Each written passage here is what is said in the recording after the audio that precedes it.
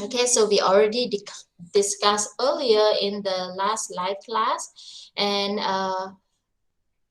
we are dealing with when we say corporate accounting, we are dealing with a company accounts, right? Company accounts. And first we want to understand, we have understand and discussed already what is a company, and what are all included in company accounts. And today we're just gonna understand a little bit of kind of companies that exist or classified, right? Especially we would say especially in India, how does this company they classified? Okay, so I will be sharing so you will recognize all these, right? So this is our companies: Microsoft, Amazon, and Tata and Google. They are all companies, but um, some of the company may be class in different category, right?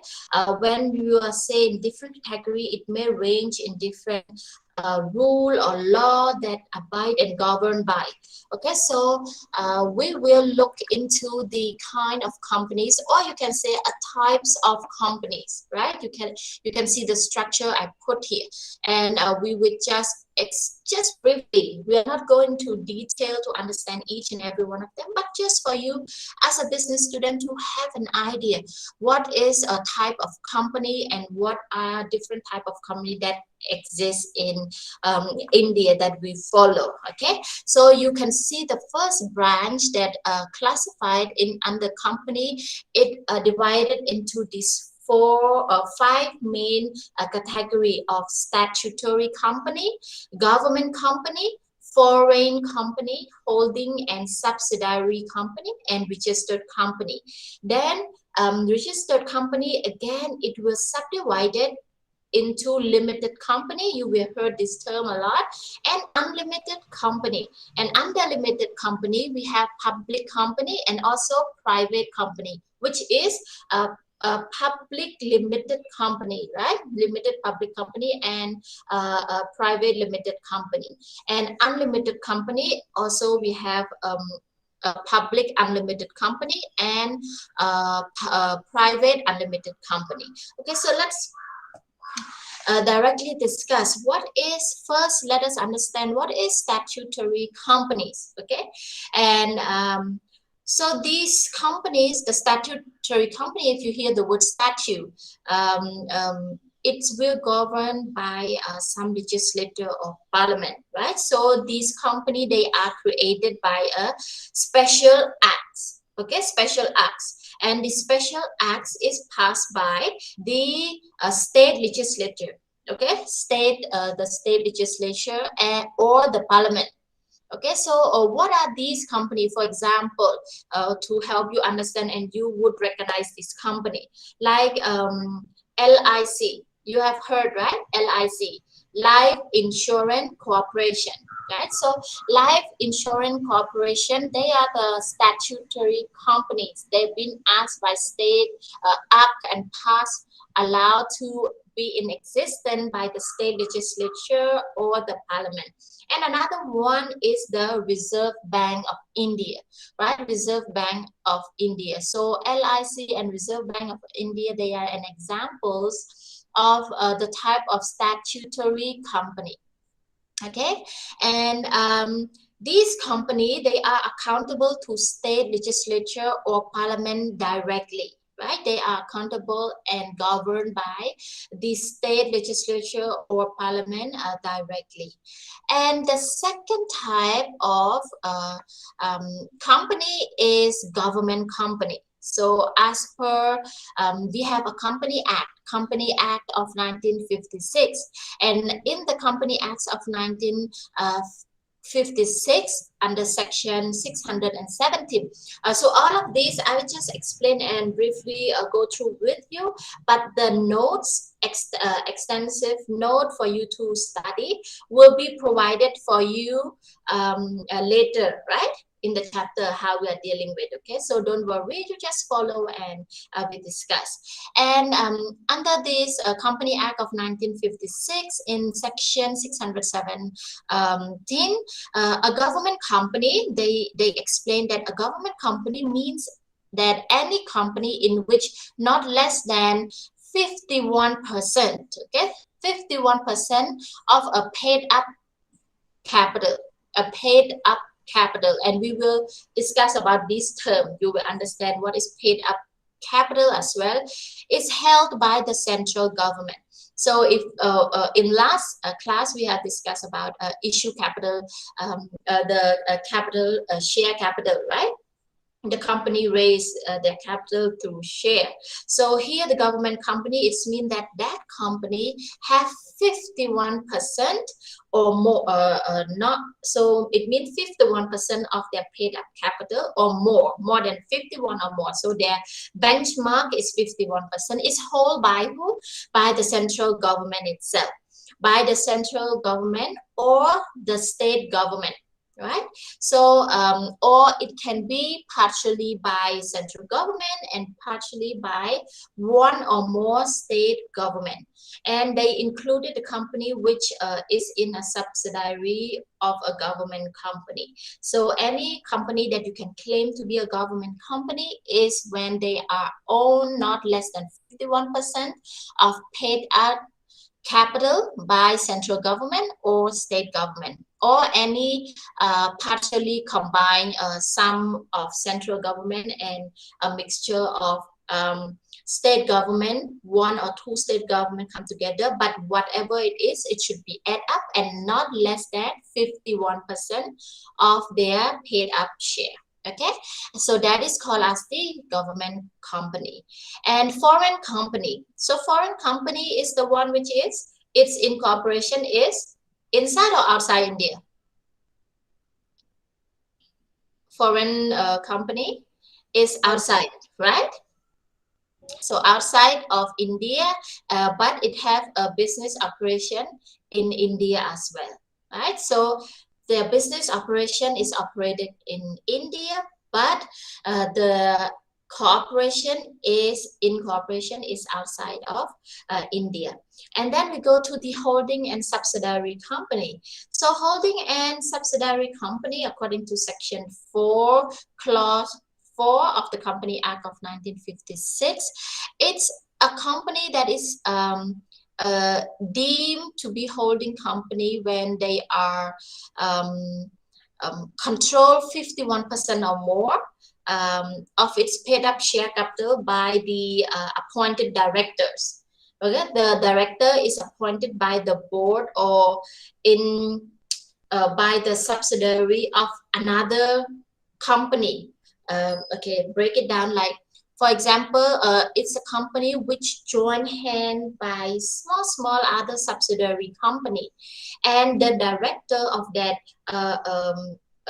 company is appointed by the board of subsidiary company that part. For example, if you have 4 companies joined together, let's say company A, B, C, D, okay, they're joined together to form a holding company, and the director to hold, let's say A, B, C, D, join this new company, holding company, and name it as the Alphabet company. Okay, so Alphabet company. So this Alphabet company, the director that controlling the Alphabet company have to be appointed by the board of director of all these A, B, C, D subsidiary company to appoint, and it have to have at least this 51% paid up share capital by these subsidiary company. It have to pull in together at least 51 paid up share capital.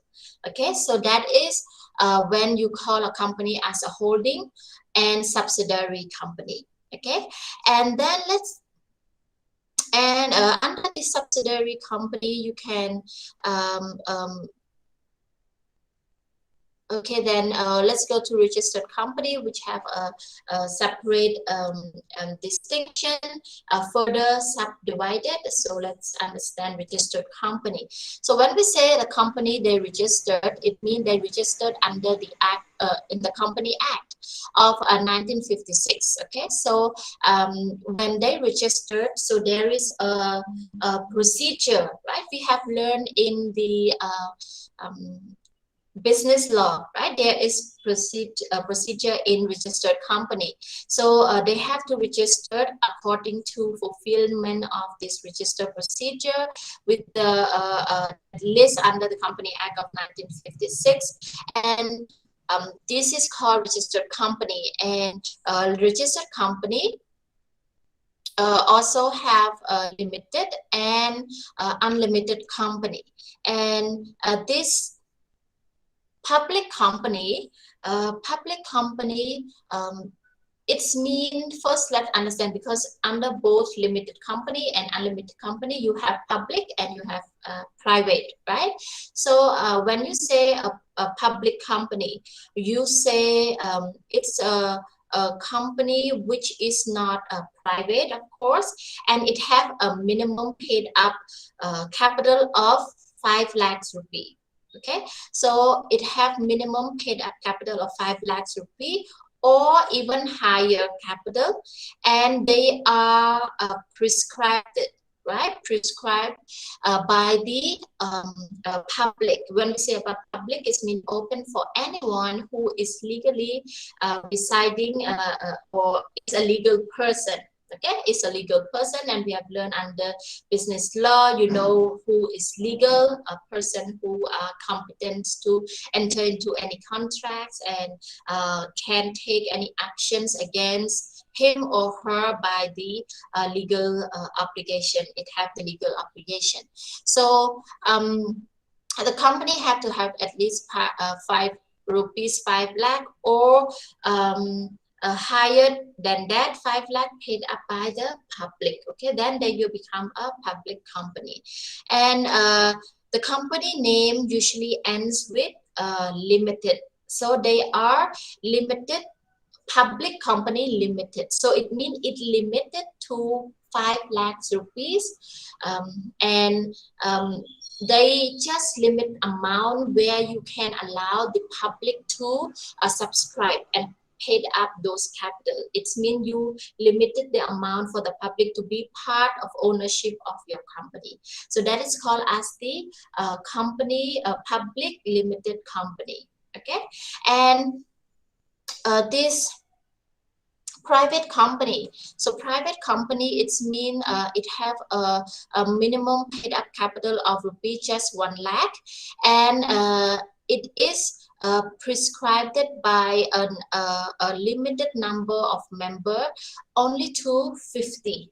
Only to 50 members, and they are not including any person who are in the employment of the company. It's not allowed anyone to join part into this capital if they are the employer of the employment of the company. And also it limited not including the person who are having formally is the employment in the company, or the member that they are used to be working, and though they are ceased, they are not allowed and eligible.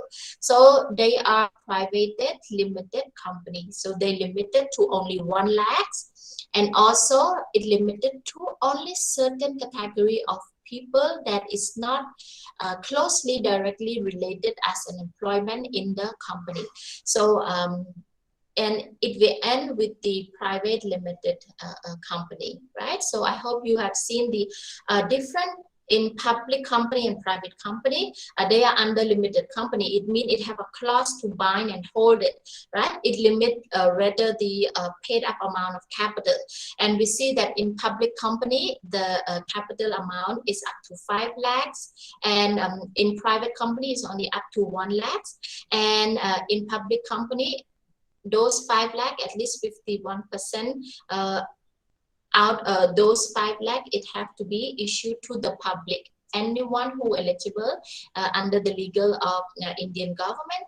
And private company also open to anyone except those who related and have employment in the company. Okay, and not more than 50%. So that is a difference between public limited company and private limited company.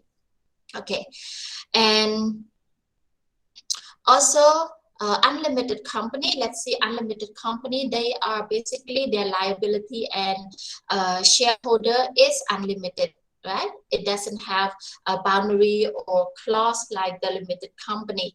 And in general, they are the usually it's not really exist. We can say it's barely, or we cannot rule away and say it's not exist at all, but I think it's barely exists because any company always to easy govern is always limited, have clause, and they are not open for free flow. It's always a limited rather on their capital share or on the number of people who can join it or the category of which type of people or member can be joined. So there is a distinction between private company and public limited company as well. And I will be just a number of members we have discussed. So private company is minimum 2, maximum 50. For public company, the minimum is 7 and there is no limit, right? There is no limit. And for the name, usually private company will put as private limited as part or at the end, right? You can see that PVT dot LTD dot, right? Usually you see after the name of the company. So they are signify and emphasis that that is a private company. And for public company, usually they put just one word is limited, right? At the end, LTD and dot. So that is a public limited company, but when it included private limited, that is private company. And allotment of minimum subscription, usually the share allotted as per director wish. For private company, if the director they are come into their consensual and they issue their prospectus of how they want how many, then they can do so. And for public company, it must be issued in public company. It have to be made known to everyone because it's a public company. And a transfer of share for private company, transfer of share is restricted, right? It's restricted, whereas public company, there's no restriction of transfer of share. They can have the liberty of doing their transfer of their share to others who are eligible. And if we look into bylaw, in private companies, special article of association is very necessary. In a sense, it's like a blueprint. It cannot be just today the director come and announce that this is the capital we want to raise, this is the amount of people we want to allot at the share. No, it has to be agreed upon in the board of director, and this article association have to be issued and put in place in paper ahead of time that this is what is allowed. Any alteration of their law and their rules have to be discussed and put ahead of time before they can allow for any subscription to their capital. And according to if public company, then they are just having the act. They are guided by their act in a severe table that they have a purpose by the government. And commencement of business. When we talk about commencement of business, it can be comment after the certificate of the incorporation is allowed or is issued. But for public company, the certificate of commencement of business have to be obtained and approved. Then they can go ahead and operate. And subscription of share under private limited company, it can be subscribed on invitation, right? Why is it necessary for us to understand this? And I emphasis on a private limited company and the public company, because for the rest of our um, chapter now, we will learn about how issue of share it's in the limited company, how the equity share, the preference share, and the debenture, how we can record it, journalize it, and then with the entry.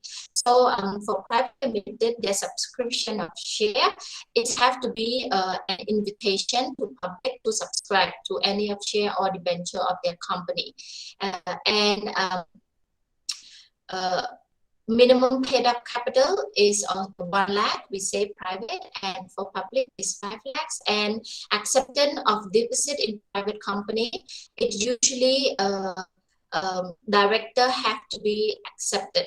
And in public company, they're usually not much of a restriction. They can prevail and accept deposits as it is. Okay, so we are time's up, and I have a meeting to attend. So we will end today, and